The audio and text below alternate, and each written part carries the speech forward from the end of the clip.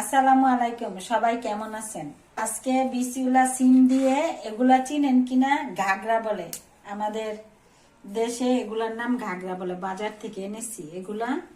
বিসিউলা সিম দিয়ে, আলু দিয়ে, ঘাগরা দিয়ে, তারপরে হাতে বানানো পুঁটি শুটকি, শুকনা শুটকি দিয়ে আজকে রান্না করব। এগুলো অনেক স্বাদ লাগে, সবসময় পাওয়া যায় না। এই সিজনে ঘাগরাগুলো বাজারে কিনতে পাওয়া যায়, তার জন্য নিয়ে আসলাম। শুকনা শুটকি, হাতের শুটকি, আমার বড় বোনে গ্রাম থেকে দিয়েছে। পুঁটি শুটকি নিজের হাতে দিছে। তো এই শুটকি দিয়ে আজকে সিম আলু দিয়ে ঘাগরা দিয়ে শুটকি তরকারি পাক করবো। শুটকিগুলো আগে যদি ভাইজানে শুকনা শুটকিগুলো গ্রামটা একটু ভালো হয়, খেতেও স্বাদ লাগে। এখন তেলটা গরম হয়ে গেছে, গরম তেলে পেঁয়াজগুলো ভেজে নিচ্ছি।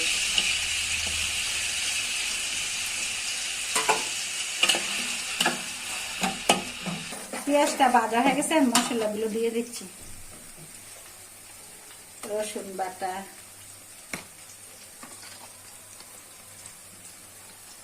জিরার গুঁড়া, হলুদ গুঁড়া, মরিচ গুঁড়া,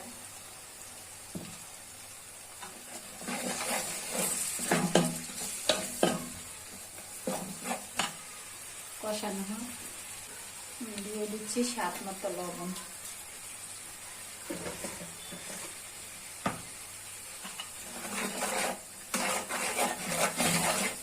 মশলাটা কষানো হয়ে গেছে, এখন দিয়ে দেব সিম আলু ঘাগরা। আমি সবগুলো একসাথে কষিয়ে নেব।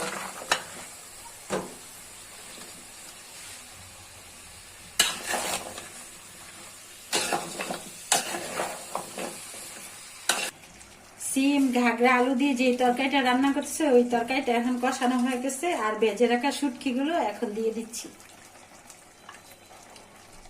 দিয়ে এখন ঢেকে দিব। তারপর ধনিয়া পাতা দিয়ে নামিয়ে ফেলবো।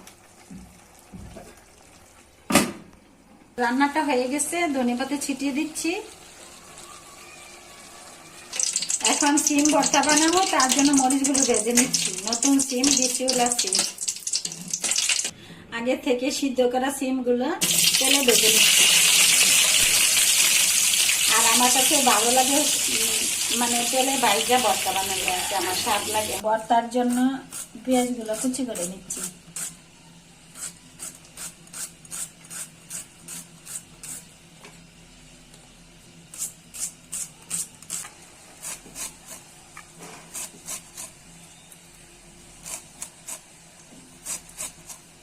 ভাজা মরিচগুলো লবণ দিয়ে কষাইলা নিতেছি।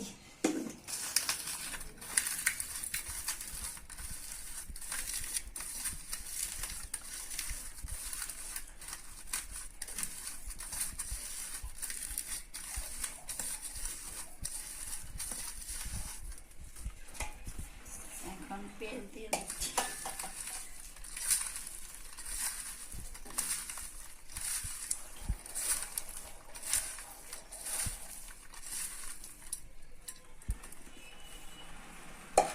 ধনিয়া পাতা দিয়ে দিচ্ছি। এখন ভাজা সিমগুলো ভাজা হয়ে গেছে, এগুলো দিয়ে ভর্তা বানাচ্ছি।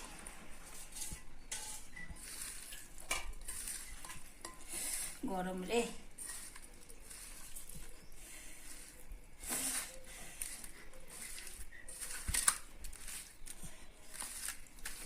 শীতের সিজনে বিসিউলা সিম দিয়ে, তারপর ধনিয়া পাতা, দেশি ধনিয়া পাতাটা বানাইলে আর গরম ভাত দিয়ে খাইলে কি যে স্বাদ লাগে রে বোন। আপনারা খেয়ে দেখবেন বানিয়ে।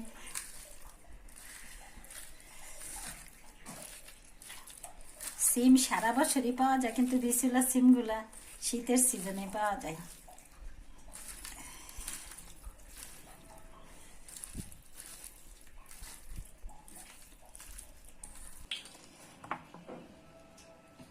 এখন সরিষার তেল দিয়ে দিচ্ছি। আর সিম ভর্তা যখনই বানাবেন গরম ভাত দিয়ে খাবেন, বেশি টেস্ট হবে।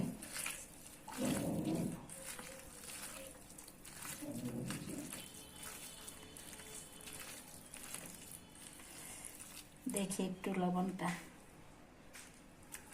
ও অনেক স্বাদ হয়েছে। বোনেরা আপনারা গরম ভাত দিয়ে সিমের ভর্তা বানিয়ে গরম গরম খাবেন, স্বাদ পাবেন।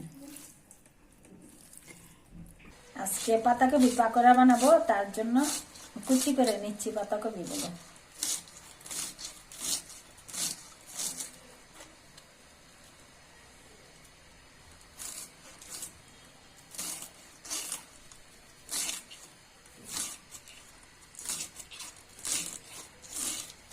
পাতাকপি পাকোড়া বানানোর জন্য পেঁয়াজ, মরিচ ও ধনিয়া পাতা কাইটা নিচ্ছি। আর পাকোড়াতে যদি বেশি পেঁয়াজ দেন স্বাদটা একটু বেশি লাগে।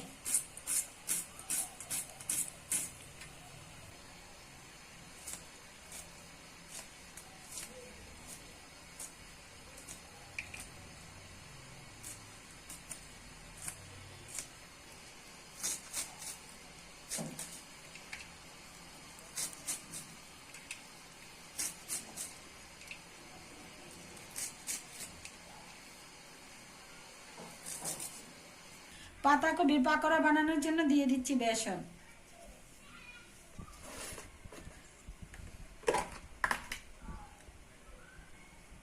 রসুন বাটা, আদা বাটা, তারপরে জিরার গুঁড়া,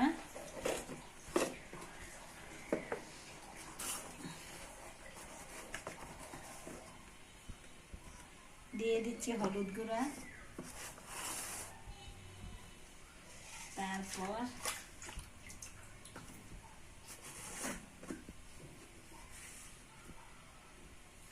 স্বাদ মতো লবণ, সাথে দিয়ে দিচ্ছি একটি ডিম।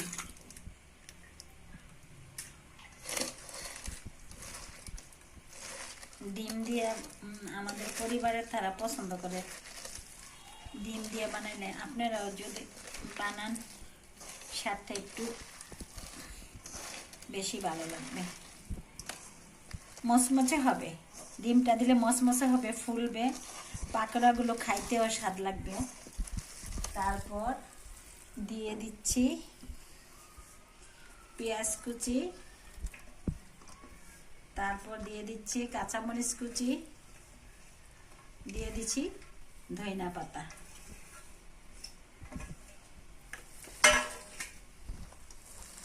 আর আপনারা যদি মরিচ বেশি খান তাহলে আপনাদের পছন্দ মতো দিয়ে দিবেন, আমরা মরিচ একটু কম খাই।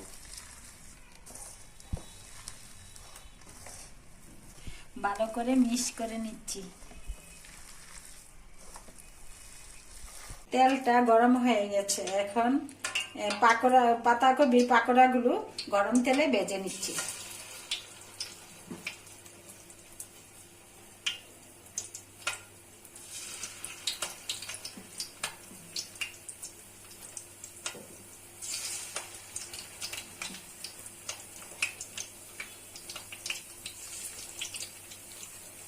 শীতের সময় এই পাকোড়াগুলা নাস্তা করতে খুব ভালো লাগে, সাথে যদি 1 কাপ গরম চা হয় টমেটো সস দিয়ে খাইতে ভালো লাগে।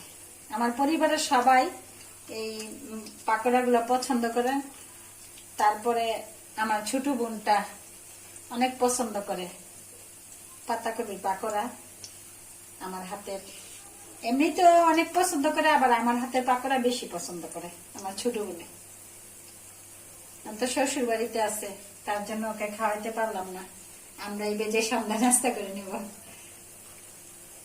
ভালো করে উল্টে পাল্টে ভেজে নিচ্ছি যাতে বেশি করে স্বাদ লাগে। হয়ে গেছে মজাদার স্বাদের পাতাকপির পাকোড়া, এখন নামিয়ে নিচ্ছি, মসমসে করে ভেজে নিচ্ছি।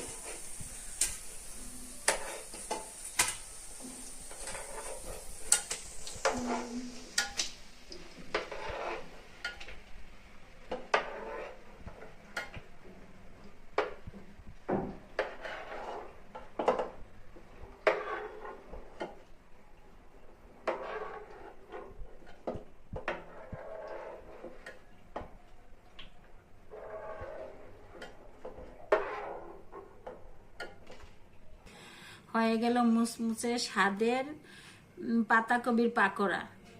আপনারা সবাই ভালো থাকবেন, সুস্থ থাকবেন, আমার ভিডিওগুলো বেশি বেশি দেখবেন, শেয়ার করবেন। আল্লাহ হাফেজ।